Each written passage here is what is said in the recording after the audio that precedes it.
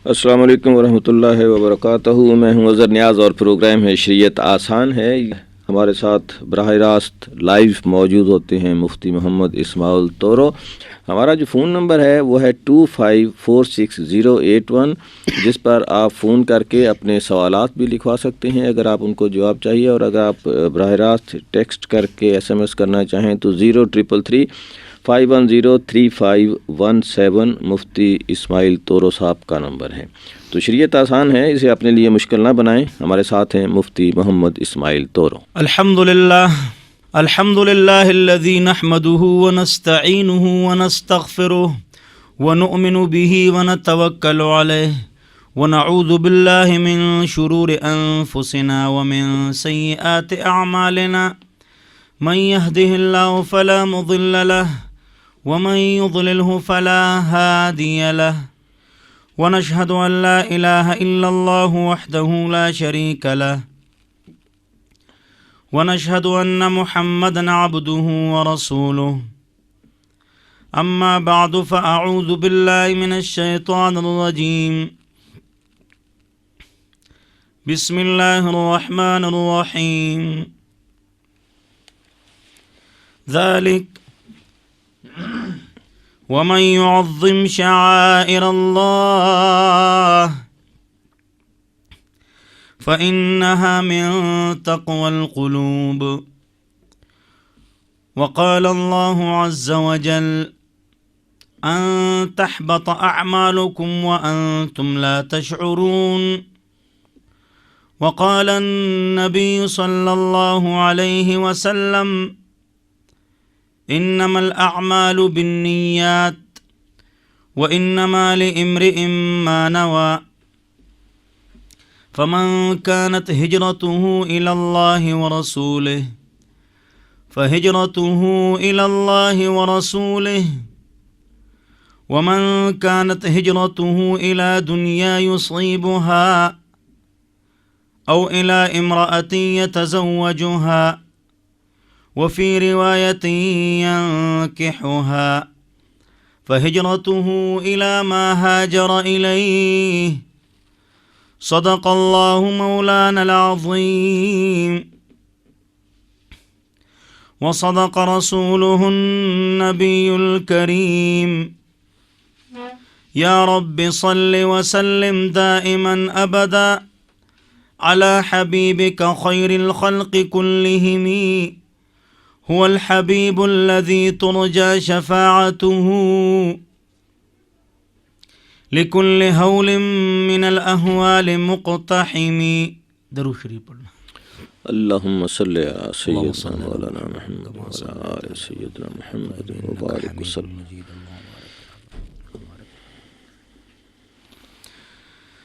میرے محترم اور مکرم بزرگوں، دوستوں اور ساتھیوں، اور میری قابل احترام ماؤں اور بہنوں،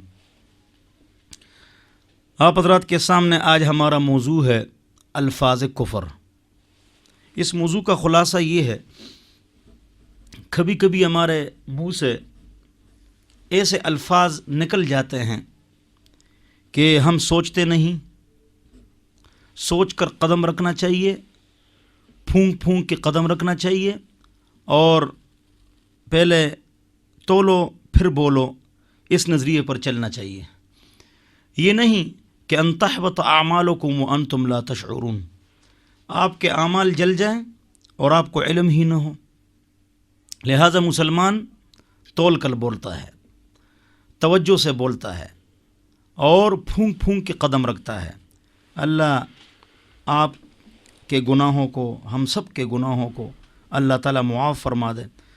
ہم سب خطا کار ہیں، پر تقصیرات ہیں، ہر انسان سے غلطی ہوتی ہے۔ داغ داغ مت کو سب داغ دار ہیں، بے داغ بس وہی جو پروردگار ہے۔ کیفی جو چلے گا اسے ٹھوکر ہی لگے گی، غلطی سے بری فطرت آدم تو نہیں ہے۔ کلکم خطاؤن وخیر الخطائین التوابون، تم سارے کے سارے گناہگار ہو، بہترین گناہگار وہ ہے جو توبہ کرے۔ غلطی انسان سے ہوتی ہے۔ وما قیل للانسان انسان الا لنسیانہ، انسان کو انسان اس لیے کہتے ہیں کہ یہ بھول جاتا ہے۔ بہرحال تو ایسے الفاظ استعمال نہیں کرنا چاہیے جس کی وجہ سے آدمی دائرہ اسلام سے خارج ہو جاتا ہے۔ اس حوالے سے آج تفصیلی گفتگو آپ حضرات کے سامنے ہوگی انشاءاللہ۔ پچھلے منگل کو ہم نے درس نہیں دیا تھا، میرے استاد تشریف لائے تھے، تو میرے جو استاد ہیں شیخ ہاشم احمد، یہ ورجینیا لاس اینجلس امریکہ میں ڈانسر تھے اور کافر تھے، ماں ان کی یہودن اور والد ان کے عیسائی تھے، اور وہ مسلمان ہوئے اور ام القری یونیورسٹی سعودی عرب وہاں سے عالم بنے، پھر بنورو ٹاؤن میں استاد بنے، اور اس کے بعد انہوں نے حفظ کیا اور حافظ عالم بنے، اور ان کے 12 بچے ہیں، سارے حافظ عالم ہیں ماشاءاللہ۔ تو وہ تشریف لائے تھے کراچی سے، ان کا پچھلے منگل بیان تھا تفصیلی انگلش میں، میری مسجد میں بھی ان کا بیان ہوا، بہت بڑا مجمع جمع ہوا تھا، تو اس لیے پچھلا درس نہیں ہوا تھا۔ اور ہمارے جو دروس کا سلسلہ ہے وہ ترتیب وار ہے، شریعت آسان ہے، استنجا، وضو، غسل، تیمم، نماز، روزہ، حج، زکوٰۃ، اشراق، چاشت، تلاوت، عیدین، جمعہ، اوقات مکروہہ، اذان، نماز کے فرائض، واجبات، سنت، طریقہ، تفصیل سے اس پر ہم نے دروس دیے ہیں۔ مسجد کے آداب، بچوں کی تربیت، بالوں کے آداب، کپڑوں کے آداب، یہ دروس آپ حضرات کے سامنے ہوئے ہیں۔ پچھلے جو دروس چل رہے ہیں ہمارے، وہ نکاح کے حوالے سے ہیں۔ نکاح کب منعقد ہوتا ہے، محارم کے ساتھ نکاح، کف، ہمسری کا مسئلہ، مہر، عدت، طلاق، رجعی، بائن، اور پرورش، بچے کو دودھ پلانا، اس حوالے سے ہمارے دروس چل رہے تھے کہ ہم پہنچ گئے اس موضوع تک کہ ہم کو تول کر بات کرنی چاہیے اور سوچ کر قدم رکھنا چاہیے۔ اللہ تعالیٰ خود قرآن میں فرماتے ہیں کہ ان تحبط اعمالکم وانتم لا تشعرون، کہ تمہارے اعمال جل چکے ہوں گے اور تمہیں شعور تک نہیں ہوگا، لہٰذا خیال کرو۔ اسی طرح اللہ تعالیٰ کا سورہ حج میں ارشاد ہے، ذالک، یہ باتیں غور سے سنو، ومن يعظم شعائر اللہ فإنها من تقوى القلوب، جو اللہ تعالیٰ کے شعائر کی تعظیم اور عزت کرتا ہے تو اس کا دل متقی ہے، وہ متقی آدمی ہے، وہ پرہیزگار ہے، وہ اللہ سے ڈرتا ہے۔ اسی طرح حضور اکرم صلی اللہ علیہ وسلم کا ارشاد ہے کہ بعض اوقات ایک آدمی کو خبر نہیں ہوتی، وہ ایسی بات کر لیتا ہے جس کی وجہ سے وہ جنت کا مستحق بن جاتا ہے، خیر کی بات، امن کی بات، جوڑ کی بات، اور بعض اوقات اس سے ایسے الفاظ نکل جاتے ہیں کہ وہ جہنم کا مستحق ہو جاتا ہے۔ یہ بھی حدیث ہے۔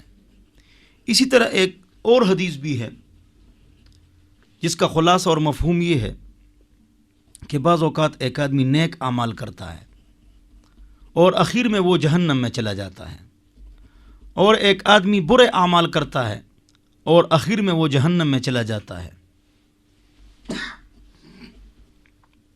یہ جو میں نے حدیث بیان کی ہے اس کو سمجھنا بھی چاہیے۔ اللہ تعالیٰ کا جو قانون ہے وہ سفید قانون ہے،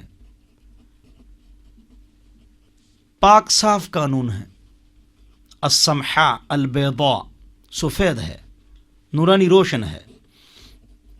جو پوری زندگی نیک اعمال کرے اور وہ جہنم میں چلا جائے، اس طرح نہیں ہوتا ہے، وہ کلمہ کفر کہہ دیتا ہے۔ تو اس لیے تو یہ حدیث جو ہے یہ بدعملوں کے لیے ایک تسلی ہے کہ اگر آخر میں بھی آپ توبہ کر لیں تو اللہ تعالیٰ آپ کے سارے گناہوں کو معاف فرما دے گا۔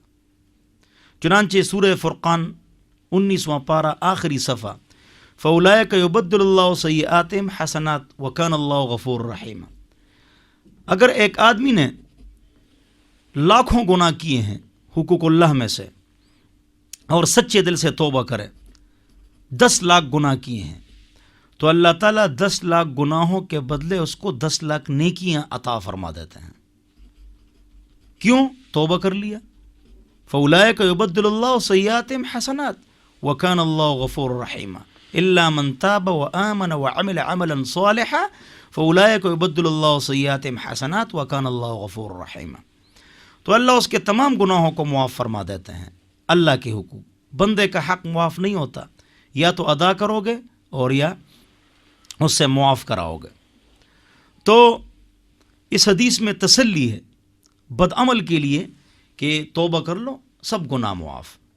और इस हदीस में ख़बरदारी है नेक अमल के लिए कि ख्याल करो, तकब्बुर न करो, अपने आप को बड़ा नेक अमल मत समझो, और ख्याल करो कहीं आखिर में आपसे ऐसे अल्फाज निकल न जाएं जिसकी वजह से आप काफिर न हो जाएं। तो नेक अमल के लिए इशारा है कि मुहतात ज़िंदगी इख्तियार करो और ख्याल करो। बहरहाल 2 आयतें और 3 अहादीस मैंने आपको सुना दी। तो इन तमाम से ये पता चलता है कि ज़ुबान को कंट्रोल करना चाहिए, चाहे आदमी गुस्से में हो या खुशी में हो, उसको ख्याल करना चाहिए। इसलिए बुज़ुर्ग फरमाते हैं, पुराने हमारे बुज़ुर्ग, उनके मक़ूले हमारे लिए मशाले राह हैं कि खुशी में किसी के साथ वादा न करो और गुस्से में किसी को ख़त मत लिखो, वो बाद में दलील बन जाती है।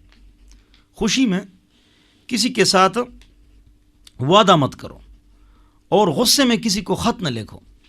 गुस्से में ख़त लिख लोगे, वक्ती गुस्सा है, बहुत कुछ लिख लोगे, ख़त उसके पास पहुंच जाएगा तो उसके पास वो दलील बन जाएगी, हमेशा के लिए आपके ख़िलाफ़ एक दलील होगी। तो खुशी में किसी के साथ वादा मत करो और गम में, गुस्से में किसी को ख़त मत लिखो कि उसके पास आपकी दलील, आपके ख़िलाफ़ दलील न पहुंच जाए। तो इसमें एहतियात करनी चाहिए। तो तमाम आयात और अहादीस ये हमको बता रही हैं कि मुसलमान ज़िंदगी जो गुजारता है वो तवज्जो से और फ़िक्र से गुजारता है। तो अल्लामा शामी ने फ़तवा शामी किताब लिखी है 6 जिल्दों में, और 2 जिल्दें उसके बेटे ने मुकम्मल की हैं, कुल 8 जिल्दें हैं। रद्दुल मुख्तार, दुर्र मुख्तार की शरह है। उसके मुक़दमे में उन्होंने लिखा है कि आदमी को चाहिए कि वो अपने ईमान को और निकाह को ताज़ा कर लिया करे। कुछ ज़माने के बाद हमारे मुंह से ऐसे अल्फाज निकल जाते हैं जिसकी वजह से हमको पता नहीं होता है और हम जहन्नम के घड़े में पहुंच जाते हैं। चुनांचे उलमाए किराम जब निकाह पढ़ाते हैं तो निकाह पढ़ाने में जो 6 कलमे सुनते हैं तो ये कुरान हदीस से साबित नहीं है, न एक कलमा सुनना निकाह के दौरान ये साबित है। पहली बात तो ये है कि 4 कलमे जो हैं उसका सबूत कुरान हदीस में है। बाकी जो 2 कलमे हैं इसमें यही बात है, या अल्लाह शिर्क व बिदअत से बचूंगा, तो ये बात बिल्कुल ठीक है। तो ये अज़कार तो हैं, ज़िक्र अज़कार, लेकिन कुरान हदीस से सराहतन इन्हीं अल्फाज के साथ ये दुआएं साबित नहीं हैं। और अल्फाज ठीक है, ज़िक्र है, दुआ है। अगर किसी को 6 कलमे याद ना हो वो पक्का मोमिन है, ये नहीं कि वो उसके ईमान में फ़र्क है। बाद लोग पूछते हैं 6 कलमे सुनो, जी मुझे 4 आते हैं, 2 तो नहीं आते हैं, तो ये ईमान में कमी की अलामत नहीं है। ऐसी बात नहीं करनी चाहिए। कलमा शहादत और पहला कलमा कलमा तोयबा, अगर ये आपको याद है तो ये आपके ईमान के लिए काफ़ी है। बाकी 6 कलमे ये ज़रूरी, फ़र्ज़, वाजिब या सुन्नत नहीं है। 4 कलमे ये अहादीस में मौजूद हैं, तो ये पढ़ना भी चाहिए, इसका ज़िक्र भी करना चाहिए। तो उलमाए किराम بعض اوقات کہہ دیتے ہیں کہ بھئی 6 کلمے سناؤ، وہ مکمل عالم تو ہوتے ہی نہیں ہیں، 6 کلمے سناؤ. تو یہ 6 کلمے سنانا نکاح کے دوران قرآن حدیث سے ثابت نہیں ہے، اور نہ ایک کلمہ ثابت ہے. یہ ایک کلمہ تمام علماء کرام چاہے بڑے ہوں یا چھوٹے، مفتی ہوں یا شیخ الحدیث، وہ پڑھاتے ہیں. اس کی وجہ کیا ہے؟ اس کی وجہ وہی فتویٰ شامی کی عبارت ہے جو جلد نمبر 1 کے مقدمے میں موجود ہے کہ بعض اوقات ہم سے ایسے الفاظ نکل جاتے ہیں کہ ہم دار اسلام سے خارج ہو جاتے ہیں لیکن ہم کو پتہ نہیں ہوتا. لہٰذا جس بچے کا نکاح پڑھاؤ تو اس کو پہلے کلمہ پڑھاؤ، اشہد ان لا الہ الا اللہ و اشہد ان محمدا عبدہ و رسولہ، یا لا الہ الا اللہ محمد الرسول اللہ. تو یہ ان کو پڑھا لو تاکہ وہ اسلام میں داخل ہو جائیں. تو جب آیات اور احادیث سے یہ بات معلوم ہو گئی کہ احتیاط کرو، تو اب وہ الفاظ آپ کو سنائے جاتے ہیں جس کی وجہ سے ہم دار اسلام سے خارج ہو جاتے ہیں اور ہم سوچتے نہیں ہیں. چنانچہ فتاوی علمگیری جلد نمبر 5 کتاب الکراہیہ میں اور فتاوی سراجیہ میں لکھا ہے کہ اگر ایک آدمی شاعر اللہ کی توہین کرے وہ دار اسلام سے خارج ہو جاتا ہے.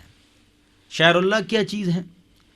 شاعر اللہ یہ شاعر جمع ہے شعیرہ کی، اور شعیرہ جو ہے یہ اس کو کہتے ہیں جس کے ذریعے سے اللہ کی پہچان ہو جائے، جس چیز کے ذریعے سے اللہ کی پہچان ہو جائے. شاعر جمع ہے، شعیرہ کی جمع ہے، تو اس سے اللہ تعالیٰ کی پہچان ہوتی. وہ کیا چیز ہے؟ وہ مکہ ہے، مدینہ ہے، مسجد ہے، مدرسہ ہے، عالم دین ہے، داڑھی ہے، قرآن ہے، حدیث ہے، فقہ ہے. یہ جو شاعر اللہ ہے، دینی ادارہ مدرسہ ہے، حفظ ہے، علم ہے، حدیث ہے، اس کی توہین کرنا یہ کفر ہے. کوئی قرآن کی توہین کرے نعوذ باللہ. اس لیے فتاوی علمگیری کے اندر لکھا ہوا ہے من القى القرآن فی قاذورۃ فقد کفر. ایک آدمی عمدن اور قصدن نعوذ باللہ قرآن کو نالے میں یا گندگی میں پھینک لے، فقط کفر، وہ آدمی کیا ہو گیا؟ کافر ہو گیا. لہذا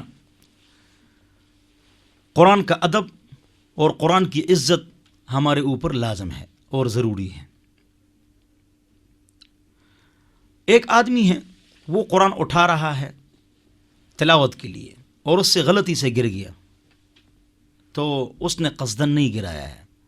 لہٰذا بعض لوگ سمجھتے ہیں کہ ہم نے پتہ نہیں کفر کیا. آپ نے قصدن اس کو نہیں گرایا ہے اور نہ آپ کا ارادہ تھا، تو اس کے لیے کوئی خاص عمل نہیں ہے. بعض لوگ کہتے ہیں قرآن کا جو کپڑا ہوتا ہے اس کے اندر جتنا آٹا آتا ہے تو اتنا آٹا غریب کو دے دو. یہ ثابت نہیں ہے قرآن و حدیث سے. بعض لوگ کہتے ہیں یہ کرو، بعض لوگ کہتے ہیں اس کے ساتھ آٹا تولو. نہیں، آپ نے قصدن قرآن نہیں گرایا ہے، آپ سے گر گیا ہے، لہٰذا آپ کو گناہ نہیں ہے.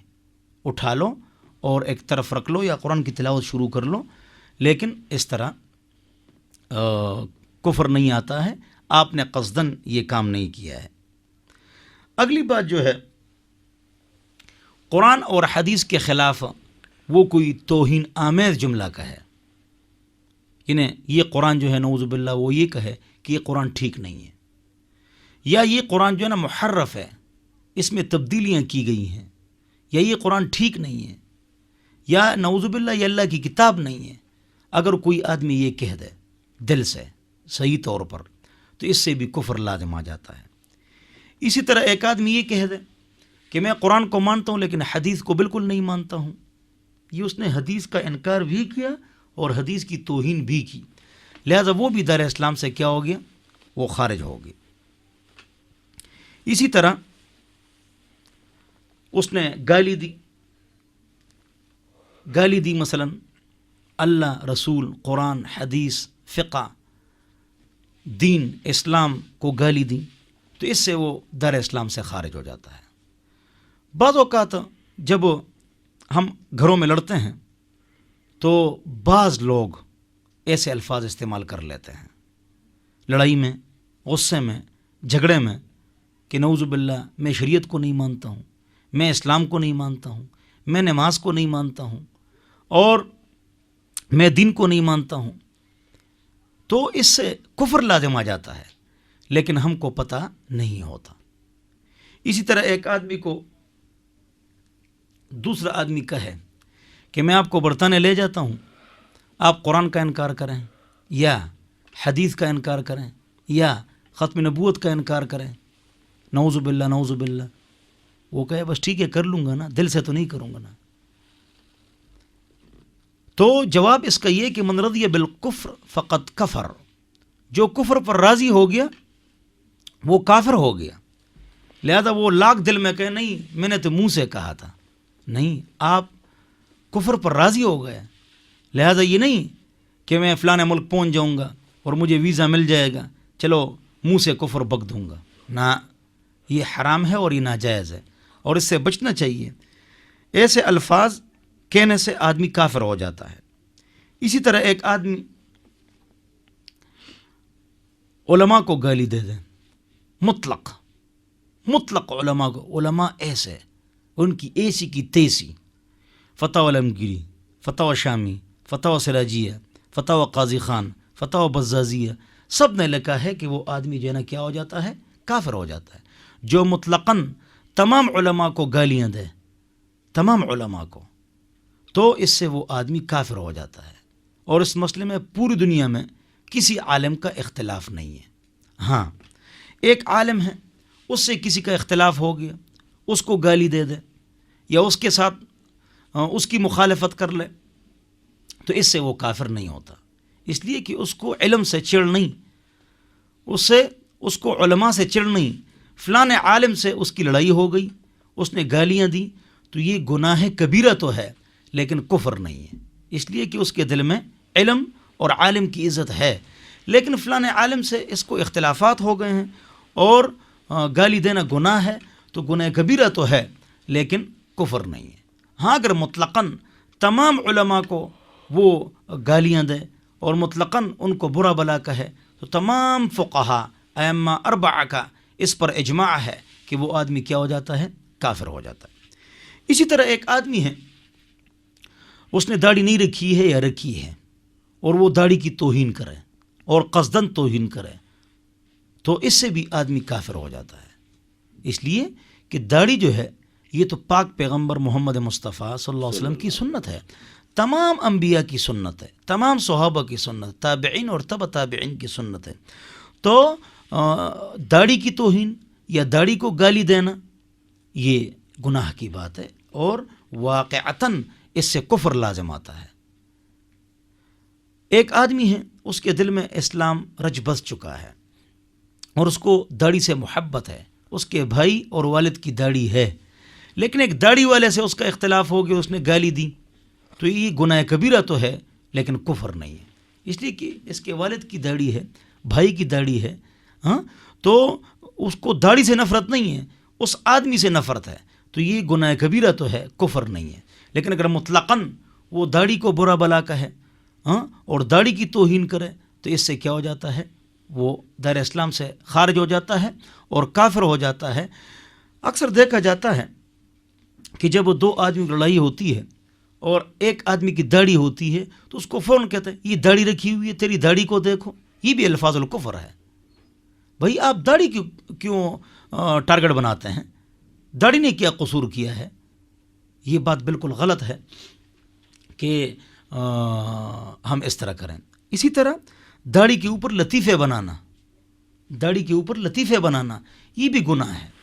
ہم داڑھی کے اوپر لطیفے بنا دیں، نعوذ باللہ، اور داڑھی کے اوپر ہم ڈرامے بنا دیں. یہ ٹی وی میں اکثر ہوتا ہے کہ داڑھی کے اوپر ڈرامے، لطیفے، مزاحیہ پروگرام، یعنی داڑھی بچوں کو ڈال لیتے ہیں، نقلی داڑھی، پھر دوسرے بچے اس کو کھینچتے ہیں. تو یہ داڑھی کی توہین ہے اور اس سے یقیناً کفر لازم آ جاتا ہے. ڈرامے میں، مزاح میں، مذاق میں، غصے میں داڑھی کی توہین کرنا یہ کیا ہے؟ یہ کفر ہے. تو اور عجیب بات میں نے دیکھی ہے کہ ایک گاڑی ہے، کار ہے، اس کے اندر 2 آدمی سوار ہیں، ڈرائیور کی داڑھی نہیں ہے اور جو ساتھ بیٹھی سواری ہے اس کی داڑھی ہے۔ جب وہ غلطی کرتا ہے نا تو دوسرا آدمی کہتا ہے اس داڑھی والے کو، اے داڑھی والے ذرا دیکھو نا، اگر چلانے والا بغیر داڑھی والا ہوتا ہے تو اس کو کہنا چاہیے کہ بھائی خیال کرو۔ پھر بھی اسی طرح موٹر سائیکل پر آگے بغیر داڑھی والا ہے، پیچھے داڑھی والا ہے، اور موٹر سائیکل والے نے غلطی کر لی، یہ اس کو کہتا ہے اے داڑھی رکھی ہوئی ہے، تو بھائی جو ڈرائیور ہے اس کی داڑھی تو نہیں ہے، غلطی تو اس نے کی ہے، پیچھے تو یہ داڑھی والا ویسے بیٹھا ہوا ہے، لیکن فوراً وہ کہے گا اے داڑھی والا ہے خیال کرو نا، استغفر اللہ۔ یہ ہوتا ہے، تو اس طرح نہیں کرنا چاہیے، یہ گناہ ہے، یہ داڑھی کی توہین ہے، اور اس سے کفر لازم آ جاتا ہے مطلقاً۔ اگر کوئی آدمی داڑھی کی توہین کرے یا قرآن کی توہین کرے یا حدیث کی توہین کرے۔ اسی طرح اذان، یہ جو اذان ہے یہ شاعر اللہ میں سے ہے۔ حضرت امام محمد رحمۃ اللہ علیہ فرماتے ہیں اگر کوئی علاقے والے اذان دینا ترک کر دیں تو وقت کے حکمران کے اوپر لازم ہے کہ ان کے ساتھ جہاد کرے۔ اذان جو ہے وہ شاعر اللہ میں سے ہے، لہٰذا اس کی توہین کرنا یہ بھی کیا ہے؟ کفر ہے۔ نعوذ باللہ، اگر مؤذن اذان دے اور یہ کہے کیا بک بک کر رہا ہے، بس فوراً یہ آدمی کافر ہو جاتا ہے۔ یار اس سے ہم تنگ آ گئے، اس طرح نہیں کہنا چاہیے۔ تو اذان کی توہین کرنا یہ بھی شاعر اللہ کی توہین ہے اور یہ ناجائز ہے، اور اس سے بھی جو ہے نا کیا کرنا چاہیے؟ بچنا چاہیے۔ اسی طرح پردہ جو ہے، قرآن میں پردے کا ذکر ہے، حدیث میں پردے کا ذکر ہے، قرآن و سنت میں پردے کا ذکر ہے۔ حضور اکرم صلی اللہ علیہ وسلم کی ازواج مطہرات اور صحابیات وہ پردہ کرتی تھیں، آج بھی نیک عورتیں پردہ کرتی ہیں۔ تو اگر کوئی عورت پردہ نہ کرے یا کوئی مرد کے گھر میں پردہ نہ ہو تو وہ الگ بات ہے۔ بے پردہ عورت کو کم بھی نہیں سمجھنا چاہیے، اور یہ بھی نہیں کہنا چاہیے کہ جس نے پردہ نہیں کیا ہے تو وہ جہنمی ہے یا بدعمل ہے۔ بدگمانی نہیں کرنی چاہیے، بلکہ اچھا گمان رکھ کے ان کے لیے دعا کرنی چاہیے۔ بہرحال ایک عورت اور مرد وہ پردہ نہیں کرتے ہیں، لیکن وہ پردے کی توہین کرے، یہ کیا فضول کام ہے؟ کیا پینڈو لگتے ہو، پردہ نہ کرو؟ تو ہم سوچتے تو نہیں ہیں، لیکن اس سے کفر لازم آ جاتا ہے۔ ایک مرد یا عورت ٹھیک ہے پردہ نہ کرے، گناہ ہے، پردہ نہ کرے گناہ ہے، لیکن اس کی توہین کرے، یہ پردہ جو ہے نا ایسا ہی تنگ نظری ہے۔ جو پردہ قرآن حدیث میں موجود ہے، جو پردہ صحابیات ازواج مطہرات نے کیا ہے، اگر کوئی اس کو تنگ نظری کہے یا غلط کہے، وہ در اسلام سے خارج ہے۔ اللہ اور رسول نے تو پردے کا حکم دیا، صحابیات ازواج مطہرات نے تو پردہ کیا، یہ کہتا ہے کہ یہ غلط ہے یا یہ کہتا ہے کہ یہ تنگ نظری ہے، تو واقعتاً یہ پکا کافر ہے، کچا نہیں، پکا کافر ہے۔ کیوں؟ اللہ اور رسول نے ایک حکم دے دیا، تو اگر آپ کا اس کے اوپر عمل نہ ہو تو آپ یہ کہیں کہ میرا عمل نہیں ہے، یا اللہ مجھے معاف فرما۔ ایک خاص نقطہ آپ کو سناتا ہوں، اگر شریعت کے کسی حکم پر آپ کو عمل نہیں ہے، ایک اللہ نے ایک حکم دے دیا، نبی نے ایک بات کر لی صلی اللہ علیہ وسلم، اور آپ کا اس کے اوپر عمل نہیں ہے، تو آپ عمل نہ کریں، ٹھیک ہے، اور کہو یا اللہ میں گناہگار ہوں، مجھے معاف فرما، مجھے نیکی کی توفیق عطا فرما، تو آپ بڑے اچھے آدمی ہیں، غلطی بھی کی ہے اس کو مانتے بھی ہو، اللہ توفیق دے دے گا انشاءاللہ۔ لیکن اللہ کا کوئی حکم ہے، نبی علیہ السلام کا کوئی طریقہ ہے، سنت، آپ اس کی توہین کریں، اس کی مخالفت کریں، اور اس میں اگرچہ مگرچہ لیکن نکالیں۔ اصل میں بات یہ نا جی، اگرچہ مگرچہ، اللہ کے بندے صاف کہو یہ اللہ اور رسول کا حکم ہے، میرا عمل نہیں ہے، یا اللہ مجھے توفیق دے دے، خدا کی قسم آپ بڑے اچھے آدمی ہیں، اپنی غلطی تو مانتے ہو نا۔ لیکن اگر آپ اللہ کے حکم اور نبی کے طریقے کے خلاف آپ اگرچہ مگرچہ نکالیں، یبغونہا عوجا تبغونہا عوجا، ٹیڑھا پن تم تلاش کرتے ہو، اللہ فرماتے ہیں میری آیات کے مقابلے میں اگرچہ مگرچہ لیکن نکالتے ہو، تو یہ کام نہ کرو۔ اس سے اللہ تعالیٰ سخت ناراض ہو جاتے ہیں، اس سے اللہ تعالیٰ سخت خفا ہو جاتے ہیں، تو اس طرح نہیں کرنا چاہیے، اور صاف صاف اللہ اور رسول کے حکم کو ماننا چاہیے، عمل ہو یا نہ ہو مانو۔ انکار سے کفر لازم آ جاتا ہے۔ ایک آدمی ہے وہ جھوٹ بولتا ہے تو گناہ کبیرہ ہے، انسان سے جھوٹ ہو جاتا ہے، لیکن اگر وہ کہے کہ جھوٹ حلال ہے تو وہ کافر ہو جاتا ہے۔ ایک حرام چیز کو حلال کہنا اور ایک حلال چیز کو حرام کہنا، یا حرام کو حلال کہنا جو صراحتاً قرآن و حدیث سے ثابت ہو، تو یہ کفر ہے، یہ کفر ہے۔ اللہ ہم سب کو سمجھ عطا فرمائے کہ نہیں جی جھوٹ جائز ہے، نہیں جی بے پردگی جائز ہے، تو اس آدمی کافر ہو جاتا ہے۔ اللہ اور رسول نے ایک حکم دیا اور آپ اس کا انکار کر رہے ہیں، یا اس میں اگرچہ مگرچہ لیکن نکال رہے ہیں، یہ خلاف شریعت ہے، اس سے بچنا چاہیے۔ اگلی بات جو لفظ کفر ہے وہ ہے قرآن میں اللہ تعالیٰ نے 500 آیات جہاد کے متعلق اتاری ہیں، اور احادیث کے ابواب جو بڑے بڑے ہیں وہ جہاد کے متعلق ہیں۔ اب جو جہاد قرآن و حدیث میں موجود ہے، وہ جہاد جس میں 27 جنگوں میں حضور نے شرکت فرمائی، وہ جہاد کہ 100 جماعتوں کو جہاد کے لیے حضور اکرم صلی اللہ علیہ وسلم نے بھیجا، اگر کوئی اسی جہاد کو دہشت گردی کہے تو وہ دائرہ اسلام سے خارج اور کافر ہے، ہندوؤں اور سکھوں سے بڑا کافر ہے۔ کیوں؟ اس لیے کہ اللہ کا ایک صریح حکم جس پر حضور اکرم صلی اللہ علیہ وسلم نے عمل کیا ہے، صحابہ اور تابعین نے عمل کیا ہے، اور یہ کہے نہیں یہ دہشت گردی ہے جی، تو یہ کافر نہیں ہے، سکھ اور ہندوؤں سے بڑا کافر ہے۔ کیوں؟ اللہ کے حکم کا انکار کر رہا ہے۔ ہاں، ایک آدمی نے غلط تلوار اٹھا لی اور غلط کلاشنکوف اٹھا لیا، اور بغیر تمام علماء کرام کے اجماعی فتوے کے اپنا کوئی سلسلہ شروع کر دیا۔ اگر کوئی آدمی ظلم کو یا اس فعل کو دہشت گردی کہے، وہ ایک الگ مسئلہ ہے کہ وہ اس کو ٹھیک کہتا ہے، اس لیے کہ واقعتاً ظلم دہشت گردی ہے، حرام ہے، ناجائز ہے۔ لیکن شرعی جہاد جس پر تمام علماء کرام نے متفقہ فتویٰ دیا ہو، اور جو قرآن حدیث میں موجود ہے، اور جو صحابہ اور تابعین نے کیا ہے، اس کا انکار یا اس کو دہشت گردی کہنا یہ کفر ہے۔ 2، پردے کو تنگ نظری کفر، جہاد کو دہشت گردی کفر۔ اسی طرح ایک آدمی ہے وہ قرآن و حدیث پر پابندی سے چلتا ہے۔ ہماری بنیاد کیا ہے؟ قرآن اور حدیث۔ ہماری بنیاد کیا ہے؟ قرآن اور حدیث۔ ہم قرآن و حدیث پر پابندی سے چلتے ہیں اور عمل کرتے ہیں، غلطیاں بھی ہمارے اندر موجود ہیں، لیکن کوشش کرتے ہیں اللہ کے قریب ہونے کی، کوشش کرتے ہیں، محنت کرتے ہیں، نماز، روزہ، حج، زکوٰۃ، گناہوں سے بچنا، عقائد، محنت کرتے ہیں۔ تو بعض لوگ اس کو کہتے ہیں بنیاد پرستی، یہ بنیاد پرست ہے۔ تو جواب یہ ہے کہ اگر ہم قرآن و حدیث پر عمل کریں تو ہم بنیاد پرست، اور آپ عمل نہ کریں تو آپ روشن خیال، تو یہ بھی کفر ہے۔ اللہ اور رسول نے ہم کو قرآن و حدیث دیا ہے، ہم اس پر عمل کریں گے۔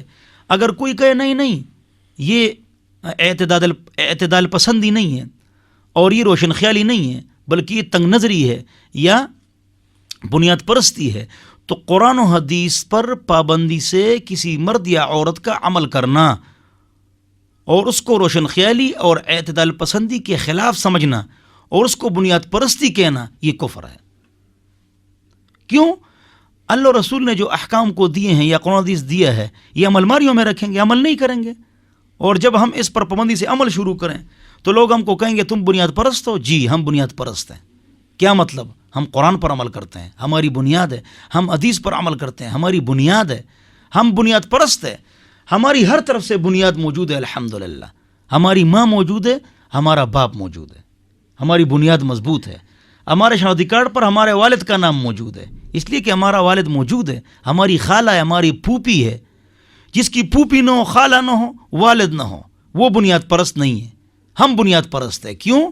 ہم ہماری خالہ ہیں، ہماری پھوپھی ہے، ہمارے شناختی کارڈ پر ہمارے والد کا نام ہے، تو ہماری بنیاد نسب میں موجود ہے، ہماری بنیاد نسب میں موجود ہے اور ہماری بنیاد قرآن و حدیث میں بھی موجود ہے، لہٰذا ہم بنیاد پرست اس معنی کے اندر ہیں کہ ہم قرآن پر بھی عمل کرتے ہیں، ہم حدیث پر بھی عمل کرتے ہیں، اور ہم حلالی ہیں، حلالی، اور ہم قرآن و سنت پر بھی چلتے ہیں، اور ہمارا نسب بھی محفوظ ہے الحمدللہ. تو ہم بنیاد پرست ہیں اور اس پر ہم فخر کرتے ہیں کہ ہم قرآن و سنت پر چلتے ہیں. اگلی بات جو ہے، جو کفر کی بات ہے، وہ یہ ہے کہ اس کو ہم تو سمجھتے نہیں ہیں، لیکن اس میں اندر کفر چھپا ہوا ہے، اور وہ یہ ہے کہ اللہ تعالیٰ نے مرد اور عورت کو بنایا ہے. اب اس موضوع کو میں چھیڑ رہا ہوں، مرد اور عورت کی برابری، اس کو آپ سمجھیے. اس میں ہم نے کفر چھپایا ہوا ہے. وہ یہ ہے کہ ایک ہے آخرت، ایک ہے معاشرہ، اور ایک ہے گھر کی چار دیواری. یہ تین چیزیں الگ الگ ہیں. لوگ کہتے ہیں مرد اور عورت برابر ہے، اس حوالے سے بات چیت شروع ہو گئی. ایک ہے آخرت، ایک ہے معاشرہ، معاشرت، رہن سہن، اور ایک ہے گھر کی چار دیواری. آخرت کے اعتبار سے عورت کا درجہ اونچا ہے، مرد کا نیچے ہے. آخرت کے اعتبار سے کیوں؟ نیک عورت اپنے نیک خاوند سے جنت میں پہلے جائے گی، لہذا آخرت کے اعتبار سے عورت کا درجہ جو ہے وہ کیا ہے؟ اونچا ہے. اس کو آپ سمجھیں. مرد اور عورت برابر ہے، یہ بہت اہم مسئلہ ہے، اس کو سمجھنا چاہیے. تو آخرت کے اعتبار سے عورت کا درجہ اونچا ہے، وہ اپنے نیک مرد سے پہلے جنت میں جائے گی. ایک. دوسری بات، رہن سہن، معاشرت، اس میں مرد اور عورت برابر ہے. رہن سہن، معاشرت، اس میں عورت اور مرد برابر ہے. کیا مطلب ہے؟ عورت کو نچلی نگاہ سے دیکھنا حرام ہے، حقیر سمجھنا حرام ہے. گھر میں بچی پیدا ہو گئی، یہ رونا شروع کر دے یا پریشانی شروع کر دے، یہ مشرکین کی عادت ہے، غلط ہے. یہ مشرکین کا وطیرہ ہے. وَإِذَا بُشِّرَ أَحَدُهُمْ بِالْأُنثَىٰ ظَلَّ وَجْهُهُ مُسْوَدًّا وَهُوَ كَظِيمٌ يَتَوَارَىٰ مِنَ الْقَوْمِ مِنْ سُوءِ مَا بُشِّرَ بِهِ أَيُمْسِكُهُ عَلَىٰ هُونٍ أَمْ يَدُسُّهُ فِي التُّرَابِ. مشرکین کے گھر جب بچی پیدا ہوتی ہے، ان کے چہرے کالے ہو جاتے ہیں کہ ان کو کس طرح رکھیں، آر لے کر یا زمین میں دھنسا کر. لہذا مرد اور عورت آخرت کے اعتبار سے عورت کا درجہ اونچا ہے، معاشرت کے اعتبار سے مرد اور عورت برابر ہے. اس کو حقیر یا کم سمجھنا یا عورت کی بچی کی پیدائش پر خفا ہونا، یہ مشرکین کا وطیرہ ہے، ان کی عادت ہے، ان کا انداز ہے، ان کا ڈھنگ ہے. یہ بھی سمجھنا چاہیے کہ مرد اور عورت معاشرت کے اعتبار سے، رہن سہن کے اعتبار سے برابر ہے. تیسری بات، گھر کی چار دیواری. دیکھو، اسکول کے لیے ایک ہیڈ ماسٹر ہوتا ہے، اسکول کے لیے ایک ہیڈ ماسٹر ہوتا ہے، اور کالج کے لیے کیا ہوتا ہے؟ پرنسپل ہوتا ہے. یونیورسٹی کے لیے ڈین ہوتا ہے. کارخانے کے لیے ایڈمن مینیجر ہوتا ہے. اگر سارے ایڈمن مینیجر بن جائیں، سارے ڈین بن جائیں، سارے ہیڈ ماسٹر بن جائیں، سارے پرنسپل بن جائیں، تو چلے گا نظام؟ ایک بڑا ہوتا ہے. گھر کی چار دیواری کا بڑا کون ہے؟ مرد ہے. تو اب میاں بیوی دونوں نے ایک بات کر لی، جس کی بات شریعت کے مطابق ہو اس کی بات چلے گی، چاہے مرد کی ہے یا عورت کی ہے.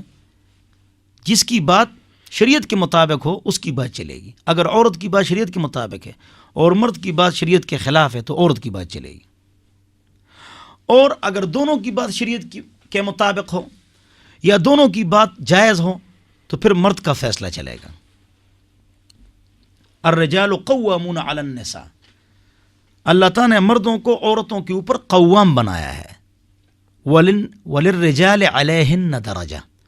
عورتوں کے مردوں پر حقوق ہیں، مردوں کے عورتوں کے اوپر حقوق ہے، لیکن وَلِلرِّجَالِ عَلَيْهِنَّ دَرَجَةٌ، اس لیے کہ مردوں کا عورتوں کے اوپر درجہ فضیلت ہے. یہ میں نے بتایا چار دیواری کے حوالے سے اور فیصلے کے حوالے سے ہے کہ جب فیصلہ آئے گا تو پھر مرد کی بات چلے گی. کب؟ جب دونوں کی بات جائز ہو اور دونوں کی بات شریعت کے مطابق ہو. اور اگر ایسا کوئی فیصلہ ہو جس میں مرد کی بات شریعت کے خلاف ہو یا عورت کی بات شریعت کے خلاف ہو تو جس کی بات شریعت کے خلاف ہو اس کی بات نہیں چلے گی. اب آئیے اصل موضوع کی طرف کہ بہر صورت مرد اور عورت برابر ہیں. ایک اور دو، عورت کو مرد کے شانہ بشانہ لاؤ، تاکہ ترقی ہو جائے، تو جواب یہ کہ پھر پردہ کہاں چلا گیا؟ اگر عورت اور مرد کو شانہ بشانہ لاؤ تو پردہ کہاں چلا گیا؟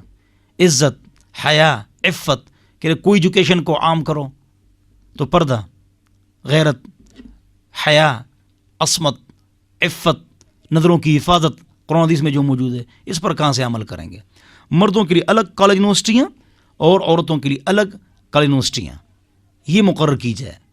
اور اگر عورت کو مرد کے شانہ بشانہ لایا گیا، اس میں عورتوں کے ساتھ ظلم ہے. کیوں؟ اس لیے کہ عورت گھر کا کام بھی کرتی ہے بیچاری، اور یہی عورت ڈیوٹی بھی کرے گی تو اس کے اوپر 2 بوجھ آئیں گے، بیچاری کے اوپر 2 بوجھ آئیں گے. جب 2 بوجھ آئیں گے اس کو پریشانی ہوگی. اسی لیے ایک کتاب لکھی ہے مسز جونی رینج، یہ خاتون ہے اور سائیکالوجی پروفیسر ہے. اس کتاب چھپ چکی ہے، بازاروں میں آ چکی ہے، اور عیسائی عورت ہے، کافر عورت ہے. لیکن اس نے لکھا ہے کہ عورت دفتر میں کام کرے اور باہر جائے تو یہ عورت کے ساتھ ظلم اور اس کے اوپر ڈبل پریشانی ڈالنے والی بات ہے.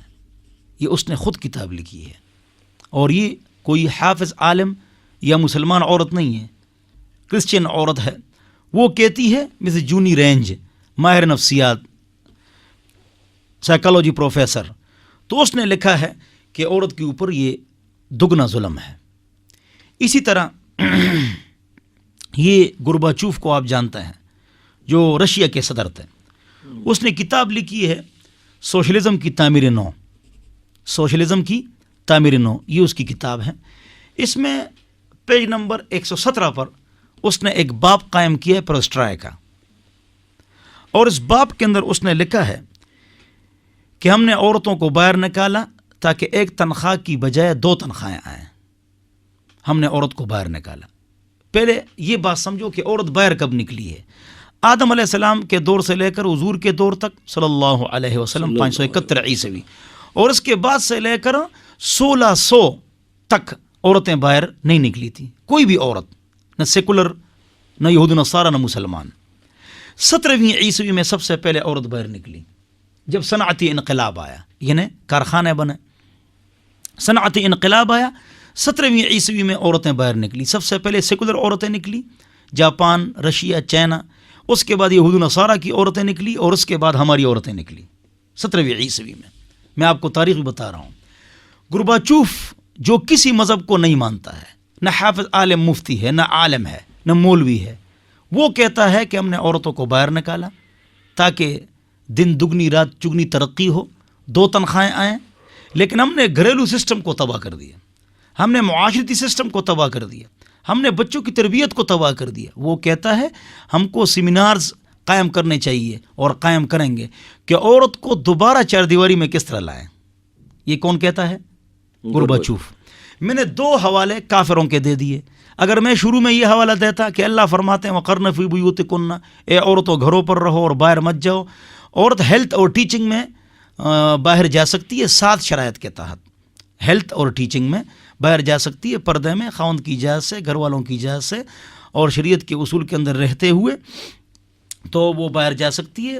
اس پر میری کتاب ہے حوا کے نام، 700 صفحے میں، انگلش اردو میں. تو عورت کے باہر نکلنے کی کیا شرائط ہے؟ بعض اوقات مجبوریاں ہوتی ہیں اور بہت سارے مسائل ہوتے ہیں. ہم عمومی حکم بیان کرتے ہیں. گورباچوف نے کہا ہم نے عورتوں کو باہر نکالا اور ہم سے غلطی ہوئی. اب ہم عورت کو دوبارہ 4 دیواری میں لانا چاہتے ہیں تاکہ ہمارا جو معاشرتی سسٹم ہے، بچوں کی تربیت ہے، وہ خراب نہ ہو جائے. مسز جونی رینج کی بھی میں نے بات آپ حضرات کے سامنے کر لی. ایک تیسری کتاب جو ہے نا، ایک کرسچین انگریز عورت نے امریکہ میں لکھی ہے سن 1985 سے پہلے. انڈیا کے انگلش اخبار میں اس پر تفصیلی رپورٹ آئی تھی. اس کتاب کا نام ہے دا ٹوٹل وومن، مکمل عورت. وہ کتاب پورے امریکہ میں اول نمبر پر آئی، دا ٹوٹل وومن. اس کتاب کا خلاصہ یہ کہ مکمل عورت وہ ہے جو گھر میں رہے، باہر نہ جائے، اور بچوں کی تربیت کرے اور گھریلو سسٹم کو ٹھیک کرے، ورنہ امریکہ معاشرہ تباہ ہو رہا ہے. یہ کون کتاب لکھ رہی ہے؟ کرسچن عورت ہے، 1985 سے پہلے ہے. اور ہم تباہ ہو رہے ہیں، غرق ہو رہے ہیں، اور مردوں نے وہ کتابیں خرید کر عورتوں کو دی کہ لے لو، یہ پڑھو اور گھر میں رہو، تاکہ معاشرتی سسٹم ہمارا خراب نہ ہو جائے۔ لیکن عورتیں تو باہر نکل چکی تھیں۔ آج ہماری عورتیں غیروں کی تہذیب پر فخر کر کے باہر نکل رہی ہیں، اور وہ لوگ اب تنگ آ چکے ہیں۔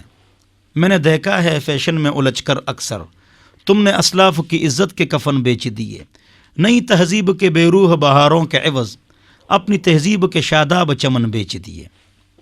لہٰذا آج ہم ان کی نقلیں اتارتے ہیں۔ گورباچوف کیا لکھ رہا ہے؟ عورت کو چار دیواری میں لاؤ۔ مسز جونی رینج کیا لکھ رہی ہے؟ عورت ہے ماہر نفسیات سائیکالوجی، وہ کہہ رہی عورت کو چار دیواری میں لاؤ۔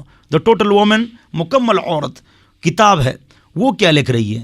ڈاکٹر گبن، مسٹر کونٹ، ڈاکٹر ماڈریس، ان تینوں نے بھی اس موضوع پر کتابیں لکھی ہیں کہ معاشرتی سسٹم تباہ ہو رہا ہے، عورتوں کو گھروں کے اندر لاؤ۔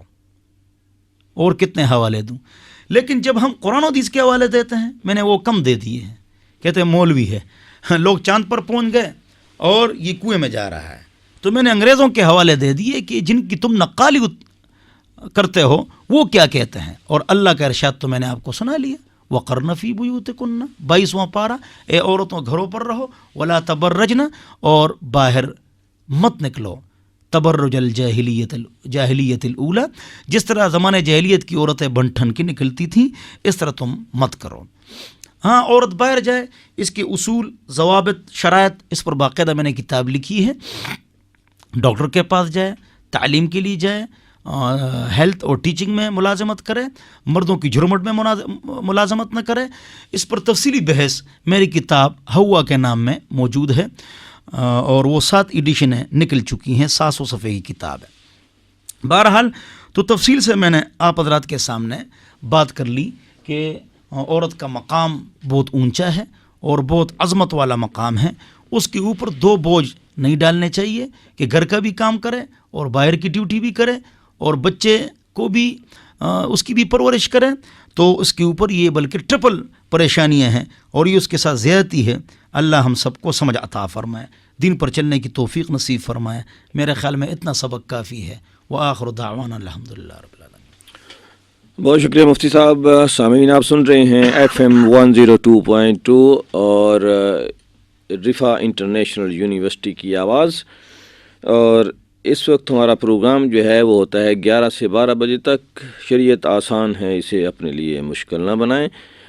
کچھ سوالات ہیں، میں مفتی صاحب کی خدمت میں پیش کرتا ہوں، ان کے جوابات کے لیے۔ خلیل احمد بھائی پوچھتے ہیں راولپنڈی سے کہ مرد اور عورت کی نماز میں بنیادی فرق کیا ہے، جبکہ طریقہ تو ایک ہی ہے، عورت سجدہ کس طرح کرے؟ بسم اللہ الرحمن الرحیم۔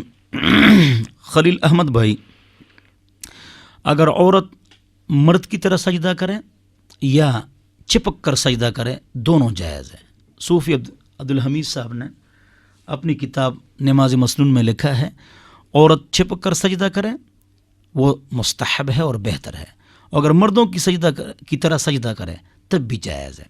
لیکن ائمہ 4 کا اجماع ہے اس بات پر کہ عورت جو ہے وہ جب سجدہ کرے تو زمین کے ساتھ چپک کر سجدہ کرے۔ عورت سجدے کے معاملے میں مرد کی طرح نہیں ہے۔ فَإِنَّ الْمَرْأَةَ فِي ذَلِكَ لَيْسَتْ كَالرَّجُلِ، عورت اس معاملے میں مرد کی طرح نہیں ہے۔ چنانچہ ابو داؤد شریف کے آخر میں مراسیل ہے، مراسیل کے اندر ایک روایت موقوف موجود ہے کہ حضور اکرم صلی اللہ علیہ وسلم 2 عورتوں پر گزرے اور وہ سجدہ کر رہی تھیں مردوں کی طرح، تو حضور اکرم صلی اللہ علیہ وسلم نے دونوں کو کہا فَضَمَّ بَعْضَ اللَّحْمِ مِنْ بَعْض، کہ زمین کے ساتھ چپک کر اور سمٹ کر اور لگ کے آپ سجدہ کریں۔ تو سجدے کے معاملے میں وہ سمٹ کر اور چمٹ کر سجدہ کرے گی۔ اس پر کافی انہیں دلائل موجود ہیں، ایک دلیل میں نے یہ بھی دے دی، اور ہمارے ساتھی مفتی رضوان صاحب نے کتاب لکھی ہے ابھی جو نئی چھپ کے آئی ہے، مرد اور عورت کی نماز میں فرق، بڑی اچھی کتاب ہے، تفصیل سے وہ پڑھ لو تو اچھا ہوگا۔ اور اسی طرح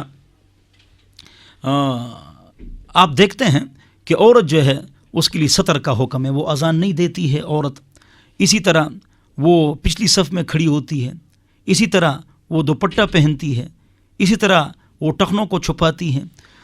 تو نماز کے معاملے میں عورت جو ہے نا وہ انداز اختیار کرے گی جو سطر والا انداز ہوگا. اس پر 25 روایات موجود ہیں اور ان روایات سے ہم اس کا فرض اور وجوب اور سنیت ثابت نہیں کرتے ہیں بلکہ استحباب ثابت کرتے ہیں. اور عورت سمٹ کر سجدہ کرے یہ مستحب ہے. شاد بھائی راولپنڈی سے پوچھتے ہیں کہ میرے کپڑے بظاہر بڑے گندے نظر آتے ہیں اور شک پڑ جاتا ہے کہ نماز ہوگی یا نہیں، تو کیا مجھے نماز پڑھ لینی چاہیے؟ جو لوگ گاڑیوں کا یا رنگ کا مستقل کام کرتے ہیں تو پہلی بات تو یہ کہ ان کو دستانے پہننے چاہیے تاکہ کوئی پکا رنگ یا ایلفی نہ لگ جائے جس کی وجہ سے وضو میں مسئلہ نہ ہو. تو اب اگر وہ نماز کا ٹائم آ جائے تو اگر رنگ، پیٹرول، ڈیزل یہ چیزیں لگی ہوئی ہوں تو اس سے مطلب نماز تو ہو جاتی ہے، لیکن بہتر یہ ہے کہ نماز کے لیے وہ کپڑے تبدیل کریں. لیکن اگر وہ تبدیل نہیں کر سکتے ہیں اور اسی کے ساتھ نماز پڑھیں تو جائز ہے، اس لیے کہ پیٹرول، ڈیزل یا کالا پن ان کا تو مستقل یہ کام ہے تو اس سے نماز ہو جاتی ہے جب تک ظاہری نجاست نہ ہو، کوئی پیشاب، خون، پاخانہ وغیرہ. جی راشد بھائی ہیں، یہ پوچھ رہے ہیں کہ جب ہر کام رب کی مرضی سے ہوتا ہے تو ہر ایک آدمی کو دوسرے لوگ کہتے ہیں کہ فلاں مولوی صاحب کے پاس چلے جاؤ یا بابا جی کے پاس چلے جاؤ تو آپ کا کام ہو جائے گا، جبکہ میں ان سے کہتا ہوں کہ رب جب چاہے گا تبھی وہ کام ہوگا. بالکل آپ نے ٹھیک فرمایا. بزرگ کے پاس جو ہم جاتے ہیں، بزرگ کے پاس، ان کے پاس دعا کے لیے جاتے ہیں کہ ہمارے لیے دعا کر لیجئے، اور یہ سنت عمل ہے.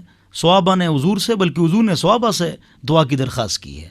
تو اب آگے اللہ کی مرضی ہے کہ وہ کام کر لے یا نہ کر لے. تو ان کے پاس جو ہم جاتے ہیں تو وہ ہمارے لیے دعا کرتے ہیں، یہ مقصد ہے اس کا. کام تو اللہ کرتا ہے جو کرتا ہے. ہاں، جس بزرگ کے پاس ہم جائیں تو وہ پردہ کریں اور عورتوں کو سامنے نہ بٹھائیں اور دین کو کاروبار نہ بنائیں، غیب کی خبریں نہ بتائیں. تو ان کے پاس جانا چاہیے، ایسے بزرگوں کے پاس. اور مردوں کو جانا چاہیے، عورتیں اپنے مرد کو عالم، مفتی، بزرگ کے پاس بھیجا کریں. جی عبداللہ چودھری صاحب راولپنڈی سے پوچھتے ہیں کہ ماں باپ کے درجے کی بھی مثالیں بیان کریں اور کسی دن یہ ٹاپک جو ہے وہ رکھیں. ٹھیک ہے، انشاءاللہ یہ بیان کریں گے انشاءاللہ. بھائی سید فیصل افتخار پوچھتے ہیں کہ جمعے کے 2 اذان ہوتی ہیں، کیا مقتدی کو دوسری اذان کا جواب بھی دینا چاہیے؟ امام بخاری رحمۃ اللہ نے بخاری شریف میں لکھا ہے کہ عثمان رضی اللہ عنہ کے دور سے لے کر میرے دور تک فثبت الامر علی ذالک، کہ اس وقت سے لے کر آج تک 2 اذانیں دی جا رہی ہیں. اور امام بخاری 256 کے بزرگ ہیں. اس کے دور سے لے کر آج تک مکہ مدینہ پوری دنیا میں جمعے کی 2 اذان ہیں. پہلی اذان کا جواب تو ہے، دوسری اذان کے جواب میں علماء کا اختلاف ہے. بعض علماء فرماتے ہیں جواب دینا چاہیے اور بعض علماء فرماتے ہیں جواب نہیں دینا چاہیے. لیکن معاویہ رضی اللہ عنہ سے بخاری شریف میں روایت ہے کہ وہ جواب دیتے تھے. عمدۃ القاری ہمارے حنفی عالم ہیں علامہ بدر الدین عینی، وہ عمدۃ القاری میں فرماتے ہیں، اور علامہ ابن حجر العسقلانی فتح الباری میں فرماتے ہیں، یہ شافعی عالم دین ہے، کہ جواب دینا چاہیے. در مختار میں لکھا ہے کہ نہیں دینا چاہیے. نفع المفتی والسائل میں عبدالحی لکھنؤ نے لکھا ہے کہ دینا چاہیے. تو مختلف اقوال ہیں. میرا ذاتی خیال یہ ہے کہ آہستہ جواب دینا چاہیے، اور نفع المفتی والسائل میں کافی حوالے بھی موجود ہیں، اور عمدۃ القاری میں علامہ عینی نے بھی لکھا ہے، لہذا آہستہ جواب دینا چاہیے. خالد محمود بھائی راولپنڈی سے پوچھتے ہیں کہ قسم کھانے کا کیا کفارہ ہے، جبکہ ایک باپ نے اپنے بیٹے کو گھر سے باہر نکالنے کی قسم کھائی تھی، اب وہ راضی ہیں. اچھا، فعل ماضی پر قسم کھا لے، خدائی قسم میں نے کام نہیں کیا اور کیا ہے، اس میں کفارہ نہیں ہے، گناہ ہے. فعل مستقبل پر اگر قسم کھا لے، خدائی قسم میں کام نہیں کروں گا اور کر لے، تو اس پر جو ہے نا پھر کفارہ ہے. کفارہ 10 مسکینوں کو صبح شام کھانا کھلاؤ یا کپڑا دے دو، یا آسان غریبوں کو 700 روپے دے دو. انشاءاللہ یہ 10 مسکینوں کا بہترین 2 ٹائم کا کھانا ہے، تو آپ یہ دے دیں تو یہ کافی ہے. اگر آپ مالدار ہیں تو پھر پیسے چلیں گے، روزہ نہیں چلے گا. اور اگر آپ غریب ہیں تو 3 دن پیدر پہ آپ کے ابو صاحب روزے رکھ لیں، انشاءاللہ اللہ تعالیٰ معاف فرمائیں گے. آپ سن رہے ہیں پروگرام شریعت آسان ہے، FM 102.2 رفا انٹرنیشنل یونیورسٹی کی آواز. تقریباً سوال سب جو ہیں وہ جو تھے وہ ختم ہو چکے ہیں. آئندہ کے لیے بھی اگر آپ چاہیں تو ہمارا نمبر نوٹ کر لیجئے 2546-081 اور مفتی صاحب کا سیل نمبر ہے 033351035517. اس پر آپ سوال SMS کر سکتے ہیں, آپ ہمیں لکھوا سکتے ہیں.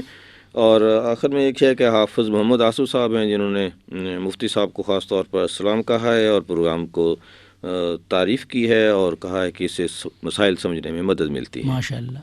پروگرام ہمارا اختتام کو پہنچتا ہے. اجازت دیجیے. اللہ حافظ.